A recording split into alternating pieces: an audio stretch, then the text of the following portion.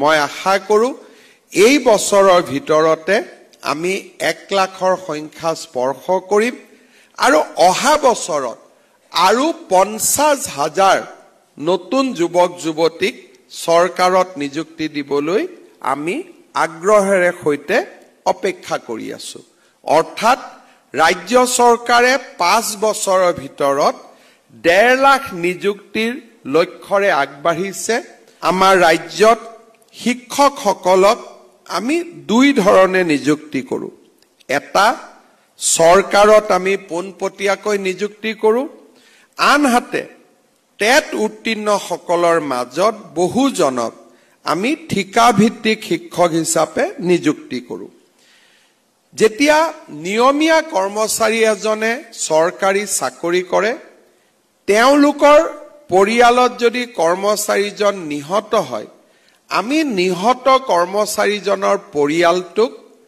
আজীবন দৰমহা আৰু পেনশন পোৱাৰ ব্যৱস্থা কৰি দিওঁ যাতে পৰিয়ালটোৱে কোনো এটা দিনতো এই কৰ্মচাৰীজনৰ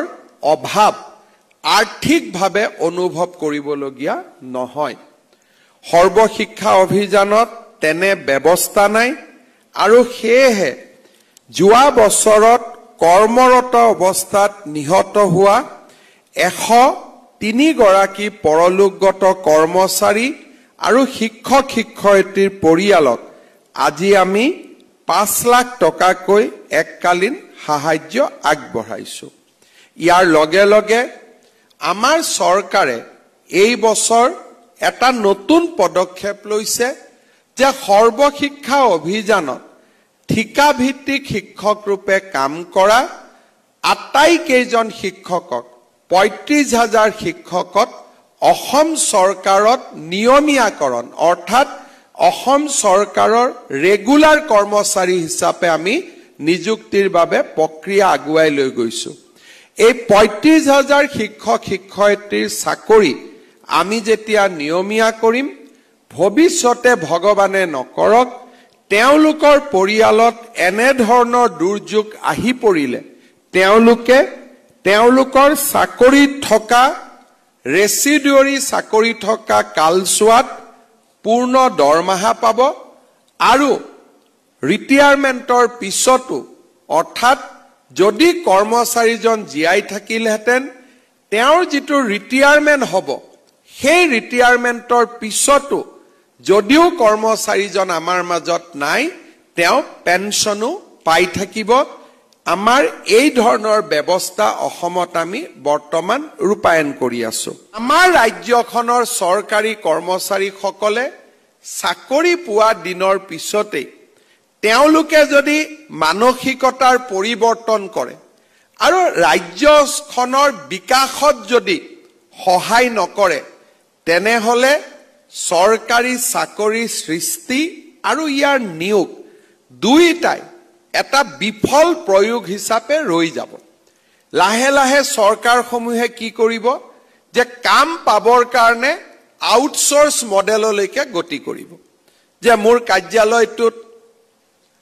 পুলিচ লাগে মই কম কোম্পানী এটাই মোক সিকিউৰিটি দি দিব মোক ইঞ্জিনিয়াৰিং কলেজত পঢ়াবৰ প্ৰফেসৰ লাগে মই কোনোবা এটা কোম্পানীৰ পৰা তাক লৈ লম মোক দুদিন পিছত মোক third grade fourth grade employee লাগে মই কোনোবা এটা সংস্থাৰ কম যে মোক third grade fourth grade employee কেজন পঠাই দিব আৰু দৰমহা তেওঁলোকে কিমান দিব মিনিমাম ৱেজ অৰ্থাৎ এজন চতুৰ্থ শ্ৰেণীৰ কৰ্মচাৰীক তেওঁলোকে 12,000 টকা দিব যিটো আন কোম্পানী সমূহত পাব পাৰে মই এটাই কথা আজিলৈকে মই সমাধান কৰিব পৰা নাই যে আমি বেছি ভাল ব্যৱস্থা পোৱাৰ পিছত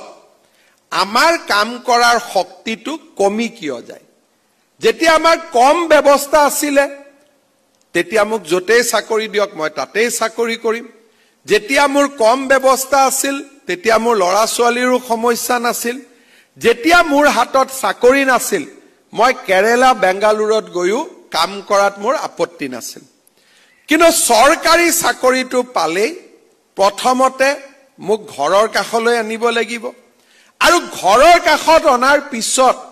পাৰিলে এবাৰ অফিচটোত গৈ ভুমুকি মাৰি অহাৰ পিছতে মোক দৰমহা দিব লাগিব। এই যিটো প্ৰক্ৰিয়া, এই প্ৰক্ৰিয়াটোৱে আমাক কতো কেতিয়াও আগুৱাই লৈ যাব নোৱাৰে। আমাৰ জীৱনত একোটা সুবিধা জনসাধাৰণক কাম কৰাৰ বাবে